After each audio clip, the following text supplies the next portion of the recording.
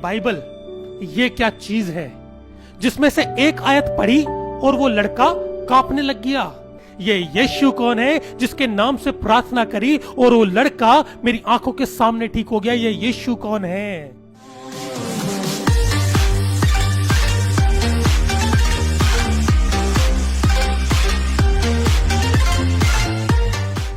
मैं शुक्रगुजारी करता हूं हमारे खुदावंद खुदा की कि उसने मुझे मौका दिया एक बार अपनी गवाही को बताने का और बताने का कि यीशु ही खुदा है।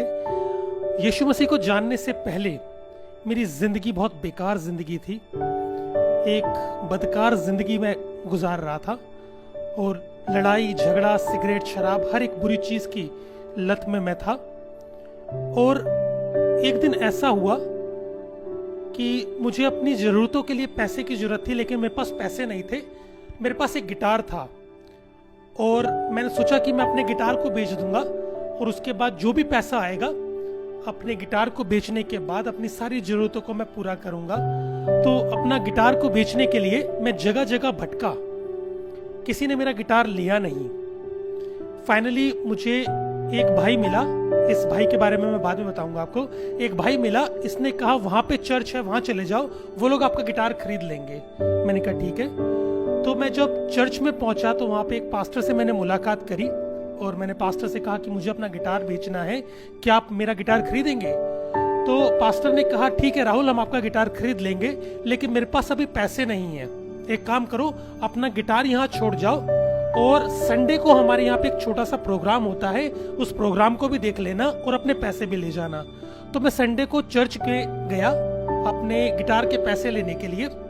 तो वहां पे चर्च सर्विस लगी हुई थी और उस चर्च सर्विस के दौरान एक लड़का वहां पर आया अपने परिवार के साथ और उस लड़के की मम्मी ने बोला हम जगह जगह गए, मंदिर गए, मस्जिद गए, गुरुद्वारे गए, लेकिन मेरे बेटे का कुछ हुआ नहीं, क्योंकि उस लड़के के अंदर एक दुष्टात्मा थी, एक बदरू थी, ऐसा उसकी मम्मी ने बताया।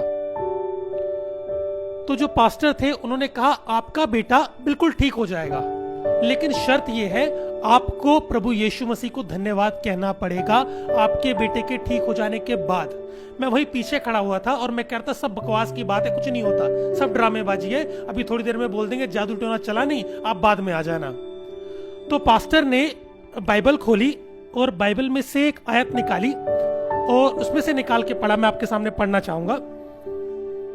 उसमें कुछ इस तरह से लिखा है, पहला कुरिन्थियों 3:16 में, क्या तुम नहीं जानते कि तुम खुदा का मकदस हो और खुदा का पाक रूह तुम में बसता है, और जो कोई खुदा के मकदस को तबाह करेगा खुदा का पाक रूह उसे तबाह करेगा, क्योंकि खुदा का मकदस पाक है और वह तुम हो।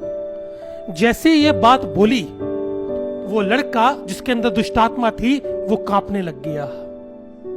उसके ऊपर हाथ रखा, प्रार्थना करी, वो लड़का मेरी आंखों के सामने ठीक हो गया। मेरे जहन में 3 सवाल आए। पहला सवाल कि ये किताब, ये बाइबल, ये क्या चीज है जिसमें से एक आयत पढ़ी और वो लड़का कांपने लग गया। दूसरा मेरे जहन में सवाल आया कि ये यीशु कौन है?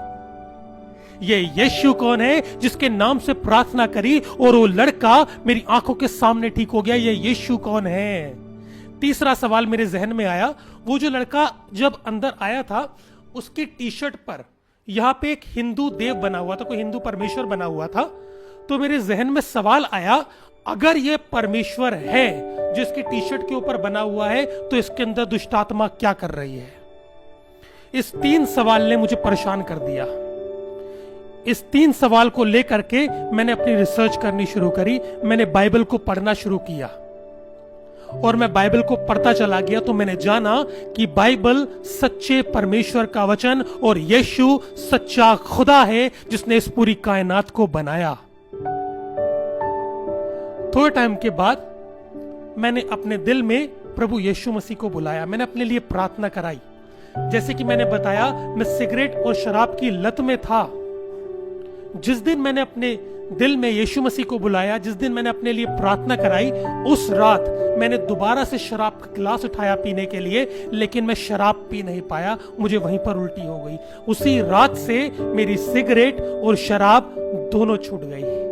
आज इस बात को 10 साल से ऊपर हो गया है, मैंने सिगरेट और शराब को दोबारा हाथ नहीं लगाया। मैंने कहा था कि मैं उस लड़के के बारे में बाद में बताऊंगा, जिस लड़के ने मुझे चर्च का रास्ता दिखाया, जिसने मुझे कहा कि वहां चले जाओ, आपका गिटार बिक जाएगा। वो लड़का एक मुसलमान था।